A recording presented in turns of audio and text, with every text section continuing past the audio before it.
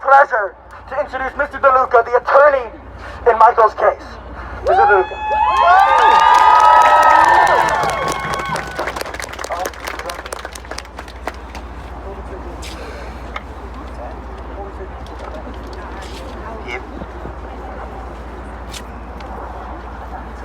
My name's Bud DeLuca. Can you hear me? Yeah, I'm really impressed by what I see here today. Most of the time I get involved in cases like this when it's after the fact, after the police officer has done something he or she shouldn't have done.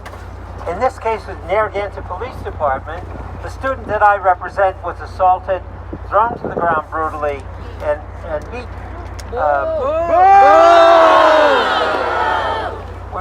The case is presently pending in federal district court here, alleging that the police officer he abused his power. Now, we know from statistics that have been provided to us by the ACLU, and that's who brought this case. I do it on behalf of the ACLU. Sorry. That's who brought this case. I brought this case on behalf of, in conjunction with the ACLU. And we know from statistics that have been provided to us by the ACLU that 28% of the students with disabilities are brought in and assaulted by police officers and put into the system of justice, while they represent only 12% of the students in this country. So we know.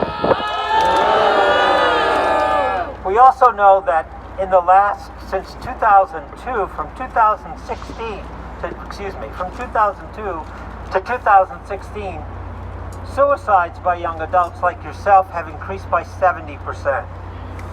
What that tells us is we don't need more police officers in schools. Yeah. What that tells us is we need more counselors in schools. Counselors, not cops! Counselors, not cops! Counselors, not cops! Counselors, not cops! We need psychologists, we need people, mental health professionals, who are going to be able to and will be able to deal with the issues that students like yourself have on a day-to-day basis. We know statistically that police officers' presence in the schools have not reduced the incidence of violence in schools. We know that since 1990 up to the present time. And we know that the only way that students are going to feel safe, are going to feel like they're being heard, that those students that need help emotionally, and those students with disabilities who have to deal with going to school and dealing with problems, the day-to-day problems in school, need counselors, not police officers. I can't impress upon you how important it is that you're here, how important it is that you make your voices heard. Yep. That just because maybe some of you, most of you are not able to vote, it doesn't matter. You are more perceptive. You are people who obviously are going to be running this country soon. So it's going to be up to you to make sure that those that follow you, as well as yourself, are not being put in the same position that you're in. Yeah. That this has to change, and this is the beginning of change.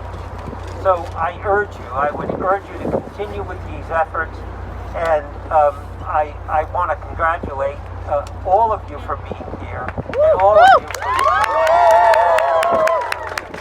Thank you. Thank you. Can we get a thank you? Thank you. Sorry, I forgot one thing. I just want to remind you that when people get treated like Michael, where you get tackled to the ground and abused, that's not a cop having a bad day. That's them doing exactly what fucking Governor McKee, Commissioner Infante Green, and Superintendent Peters puts them in your school to do. Yeah. They are there to brutalize you. They are there to kill you. So what are we going to do? We're going to get these fucking cops out of our schools. Thank you. Thank you, everybody.